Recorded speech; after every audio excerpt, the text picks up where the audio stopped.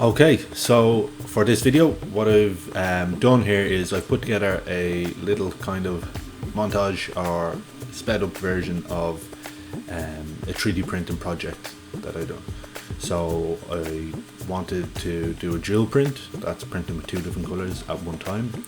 I am a massive Liverpool fan, so I thought I'd merge those two elements and make a two-tone Liverpool crest out of red and white PLA material.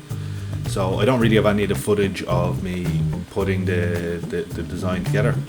I didn't make the design. The design was available from Thingiverse, but the way a dual print works is you download the different models within the design. You set some of the models to one colour, the rest of the models to another colour, and then you layer them on top of each other, and that's how it prints in two different colours. So effectively you can't just download a single file, it's multiple files, they're stacked on top of each other. But my point is, I actually don't have any of the footage of myself doing that, so this is what you're stuck with. So it's just a raw video footage, sped up for the most part, and that's basically it. And then yeah, you'll see the finished product at the end. Again, I don't actually have any pictures of the finished project. I gave it to my brother, or I gave it to one of my brothers. So yeah, I hope you enjoy it. Again, not many people watching my videos, they're not shared. I'm completely comfortable and happy with that for the moment. But yeah, I thought this was a nice little quick video that I could throw together. Alright, thanks a minute. Take care of yourself.